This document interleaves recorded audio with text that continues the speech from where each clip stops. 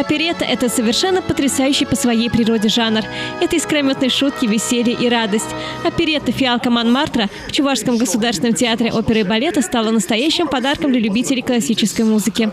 Новые эмоции и впечатления подарил чебоксарским зрителям коллектив театра оперы и балета Республики Коми. Композитор Имра Кальман посвятил это сочинение своей русской жене, актрисе Вере Макинской.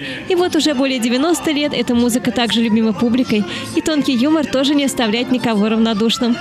Три молодых друга, художник, поэт и композитор, идут к своей мечте. Удача пока не улыбается им, однако они не отчаиваются и верят, что впереди их ждет успех и лучезарное будущее. Все меняется, когда они знакомятся с юной цветочницей, продавщицей фиалок Виолеттой. Виолетта всегда хотела стать певицей и выступать на сцене. Многие музыкальные театры ставили эту романтическую историю из жизни парижской богемы. В постановке театра Республики Коми есть и традиции, и новаторство. Новаторство в том, что мы, во-первых, оркестр посадили на сцену здесь и сделали его участником спектакля. Они играют как бы в кафе в Париже.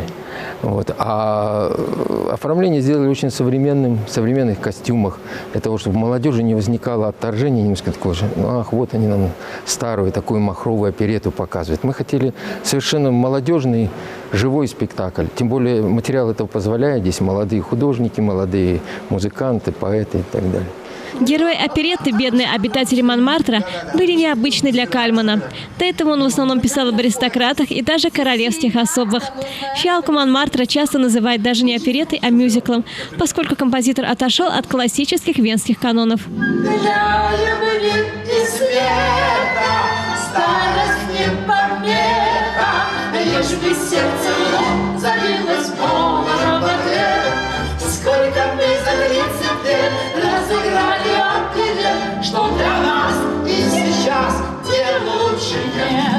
Жанр оперетты весьма сложен для исполнителей, ведь здесь нужно работать и над вокалом, и над хореографией, и над драматической частью.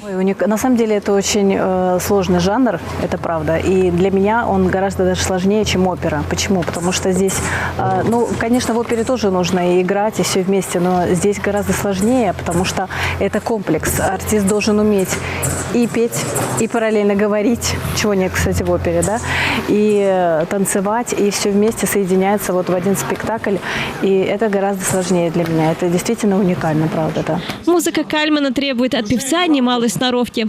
Это отмечает исполнительница роли Мадлен Циссе Дарья Гапонова. Кальман очень вокально сложный, потому что тесситура рабочая идет от самых низких нот до самых высоких, причем это большие интервалы. Ты можешь спуститься на речь, а потом залететь вверх на высокую ноту. Это очень сложно, это нужно успевать и отрабатывать на сцене, прямо в голове, чтобы ты качественно мог это передать зрителю, и как и текстово, да, и эмоции, и еще и не устать самому. Фиалка Монмартра остается символом беззаботной радости, юности и уходящего века искрометного и светлого жанра оперетты. А ария «Карамболина» «Карамболетта» выступает своеобразной визитной карточкой этого произведения.